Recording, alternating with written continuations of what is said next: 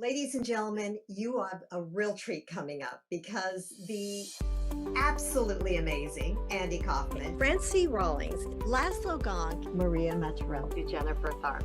You have to be able to see the big picture. You have to have kind of a systems mindset. We often don't think of those people. Like, who are those people that are going to impact us? You have to do something different than the average person if you want to be a leader, right? All right, folks. Tanner Schafer drew my attention in part because he's a fellow lifelong learner, but also because he's made people and a focus on relationships kind of a hallmark of his career. That can't happen by accident. So, Tanner, welcome to 3 Questions About Leadership. And by the way, congratulations on your master's. Thank you. Yeah, I'm definitely glad that it's over and done with. Okay, I have something horrible to tell you. You know all that time you were spending on your studies when you were getting your master's, and you think, okay, when it's finished, I will have all this time. Yeah, it doesn't work that way. It goes I away don't know. somewhere. I know, it's like there's this black hole in the universe or something. So one of the things that people like to accuse lifelong learners of is being way too invested in books. But you know, just because we like books and just because we learn from so many different sources, I'd like you to tell me, what kind of lessons did you get about leadership and the importance of relationships with people that you could never have gotten from a book? Yeah, absolutely. I think the first is that when we talk about excellence and what that means, being in excellence, that's just being the best that you can with your current knowledge and skills. And I think dealing with people, and especially being in a manager or leadership position, you have to learn that excellence is different for everybody. And you can have expectations with your employees or your colleagues and say, well, this is what's acceptable and this is what's not. That is still going to differ for each person that you work with. And I think that mental mindset, that takes some adjusting to get used to. Really getting to know your colleagues and understand, well, even though I have a definition of excellence for everybody, what should it be with their current knowledge and skills? I don't know if you're familiar with Schafer. He's a science journalist and has an incredibly interesting podcast called Hidden Brain. And recently he did a TED Talk, and he talks about how you have to remember that you, at this age, had no idea what you currently were ever going to be like or want. Yeah.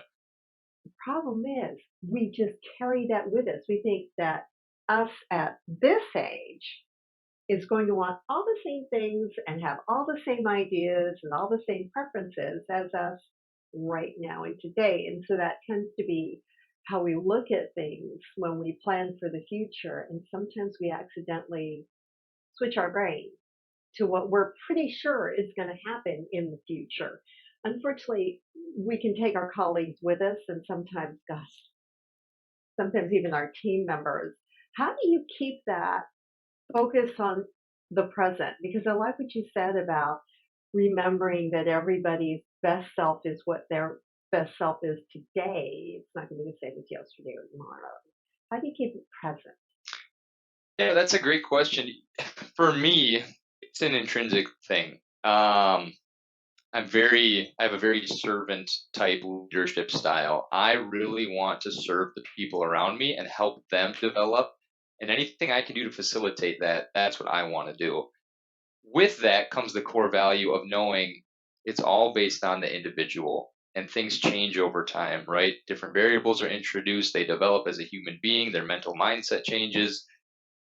You just have to know going into every work day that not only are people not the same, but they're all different, and they're all going to be different each and every day and week and year. And at that point in time, what can you do best to serve them? I think that mindset, that mentality, just going in that allows me to produce behaviors that really do help facilitate the development of other people. So that's kind of how I go about it.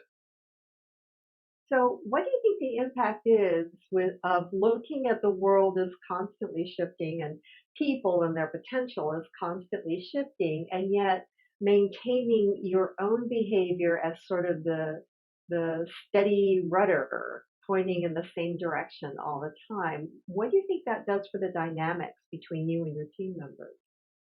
Yeah, I think it shows a level of, I don't know, consistency, if that's the right word. It shows a level of empathy when you're always there for them and you demonstrate behaviors that show your support and your ability to collaborate and your willingness to be more than just transactional, to really be transformational.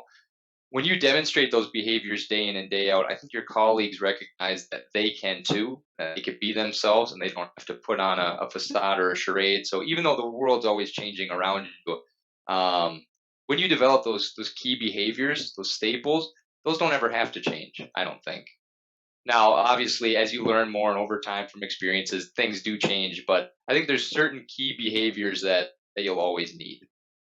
Sort of what a lot of my colleagues like to refer to as the personal value system. I'm always going to try and treat people in a fair manner. I'm always going to adhere to a standard of honesty and transparency, those kinds of things. There was a book that was extraordinarily popular a while ago in the world of pop psychology. Yes, I confess, I read those things. But it's called the Four Agreements. And one of the agreements was to always do your best. And in the text, it said, now, mind you, your best today might not at all resemble your best yesterday or the best that you will be capable of tomorrow. Absolutely. And so it just kind of gave room for a little bit of grace, because most of us have experienced a really crummy day and said, okay, I'll do my best. You know what? My best today is barely going to rise above embarrassing. Yeah. Yeah, that's something that me personally I have a battle with. Like you mentioned, you have a bad day or a not so good day, and you make mistakes and you learn from it. But me anyway, I take it too personal as well. To me, I'm thinking about all these behaviors I want to demonstrate and represent to be the best project manager and leader I can be, and then I'm making all these mistakes, and you can't tend to but help think, am I cut out for this, right? But then you have that next day where you get over the hump and you're living above embarrassing, and you realize, yeah, I can do this. I just, so I know exactly where you're coming from. Just had a bad day. So you really have. You've built your career regardless of the things that you have done. And I have to tell you, coming from project management and going into workshop facilitation, I just thought that was hysterical. I thought, oh, I think he did it in a lot smarter way than I did. What were the influences that got you to hone in your focus on, regardless of what your job description is, it always seemed to be people and relationship centric? How did that come about? Ooh, that is a tough question. I was a teacher before this. I taught middle school health for 4 years and I coached. And I think that my parents instilled in me the willingness to serve others. Just growing up, I think it was an environment that I was in. Both my parents helped coach when I was younger. Our house was the house that had everybody sleep over at during the summer. So it was like I only have one sister, but all my friends, they called my parents mom and dad. And I just wanted to serve other people. I think I don't want to be transactional, and that's what I'm really afraid of. I don't want to go to a job, work a 9 to 5, and come home. I need meaning at work. And for me, that was being in a collaborative environment, working with people, having purpose. And so that's always driven me to try to find a greater value than just clocking in and clocking out. There is a lot of talk in the project management community, and I, for one, welcome it because it was kind of lonely talking to myself for a while. about understanding the role of leadership and the need to be able to understand whether or not your team members have intrinsic or extrinsic motivations. It sounds like you are intrinsically motivated to approach your work the way you have. What is your suggestion for dealing with folks who have a severely extrinsic motivation? Yeah, I think the most important thing is developing a relationship. Um, what that looks like can be different among many different levels, but people are surprised. We're actually very persuasive people, and really all we have to do is one, be likable, and two, ask. And a lot of people don't realize that. If you develop a good relationship with that person, and you listen and you're empathetic, and then you ask for things that you need, whether it's work related or not, chances are you're going to get them. So the way I see it when I'm working with people who are extrinsically motivated, I kind of see it as a challenge. So, how can I develop my relationship with them? To what extent? And in a positive way, I'm not being manipulative, but can I influence them to help get this project done on time or get their deliverable back on track? So that's the way I look at it. You're right in line with Dr. Bond of Cornell University. She did a study and had people estimate how much influence they had. How many times would you have to ask a total stranger to use their phone? And consistently, people were 75 to 100% wrong. Oh, I'm going to have to ask 10 people. You had to ask 3. You know, oh, I'm gonna okay, let's raise the stakes. I need $1,000 for this awesome cause that I'm supporting. How many people are you gonna have to ask for $100 a piece? Oh my God, I'm gonna have to ask everybody that I run into. No, you had to ask 20 people, and so I think your point to remember, it's one of the most powerful and basic tools we have. Ask. But I like what you said because you pointed out that asking isn't enough. You also have to listen Yep. to be serve. So what would you like to have told Tanner a decade ago? If you had the chance to speak to yourself from 10 years ago, what kind of counsel would you give? Yeah. There's two things. One I still struggle with today, but stop comparing yourself to others. It's toxic. You can't do it. And even if someone was a project manager that started the same year as me and just happened to be the same age, the circumstances we're in, our path to development, it's all completely different, right? It's all circumstantial. You just can't compare yourself to others. Doing so, you tend to think that there's a future that's probably much greater, in my opinion, than what will actually be. I've always thought by now, at my age and in my current position and title, I'd be much, much higher up, and that's just due to comparing myself to others and having unrealistic expectations. So that would be the first and foremost point that I'd make. My second point, and this is really interesting. I didn't develop this until a couple of years ago, but I think everybody needs to have a way to review and reflect. And I know it's simple to, at the end of the day, to sit down and go, you know what did I do well? What did I not do well? And that's really great. But I think having a specific framework of reflection for times that don't go very well and times that do, and what that looks like, and this is how I try to make it work. Try to think about my opportunities and threats in a given moment and identify the best choice to make. And then after I make that choice, I reflect on, did I commit 100% to that choice? And if I did, what was the outcome? And reviewing that separately from the choice that you made. Because there's a lot of times that you make the right choice, but the outcome wasn't what you wanted. And if you always go off of the outcome, there's a good chance you're never going to be making the right choice.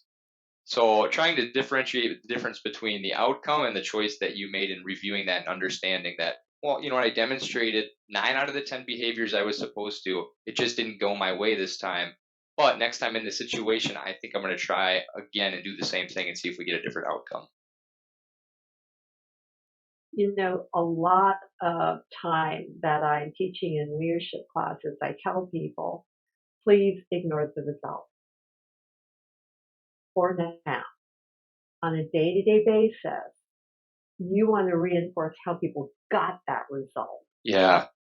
Because when we reward results, but we don't pay any attention to how people got them, we end up with things like Enron and dictators being overthrown because it turns out they've been pocketing billions of foreign aid. I mean, but it's really tough. It's really tough to do. So I'm quite impressed you chose that particular one. Was there anything else that you would tell Tanner 10 years ago?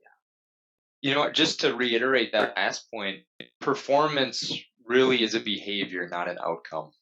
If you take care of yourself mentally, physically, you continue to develop, you ask questions, you develop good relationships, the things that you want to accomplish most likely will happen. So focusing, just like you said, on behavior and not outcome, that's the way to go.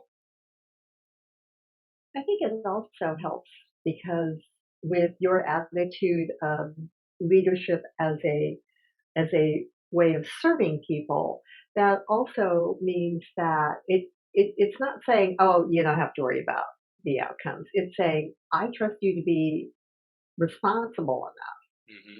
and professional enough that you will take care of the outcome. It's how you get there. That's where I can help you the most. Yeah, yeah, absolutely. The stuff that you can control, that's what matters the most. Yeah. So, what would you like for 10 or 10 years from now? Oh, that's a great question. One of the things that I think we still struggle with leadership today is really identifying what leadership is at an organization-wide and corporate level. Um, one of the things when you're interviewing for a job, people say, "Well, ask them what their leadership style is." Well, I think in an ideal world, that company says, "This is what we expect from our leaders. These are the behaviors you need to demonstrate and the roles that you fill." Um, and that way, when I apply for a job or I meet with someone, I know directly whether they're being acceptable or not acceptable. I just think we need a framework for leadership, especially for young people, because it influences your mindset, your behaviors, your success. I just don't think organizations fully understand yet how much one manager or leader impacts an entire group of people.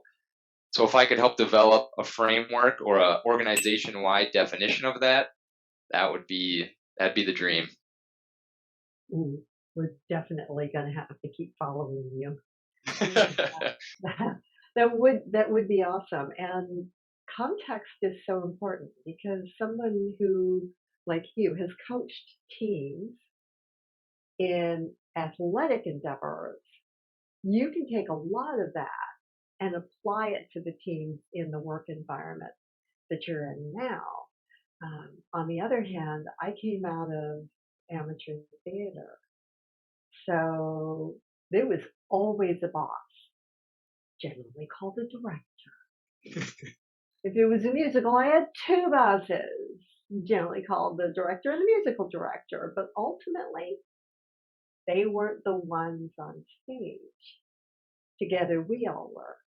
And so I came to managing team dynamics a little bit differently, I suspect, than you do. And yet we both try to create an environment where our team members are responsible, collaborative, and demonstrate their level of integrity on a regular basis. So context is going to change a lot, but maybe part of that framework is looking at what you want the environment to encourage.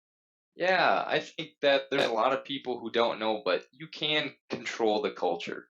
You can develop it. I truly believe it's a skill set that can be developed. And then number two, what is the role of a leader, a manager, a coach? shouldn't it be to make ourselves redundant, to provide our employees the skills and knowledge to be successful without us having to frequently check in or micromanage them, or have them be just fully dependent on us? So I would like to see those things develop more in the future. My goal when I got into teaching was to get to the point where I'd never have to teach another project management class again. People understood it. They Yeah. were taught in high school or grammar school.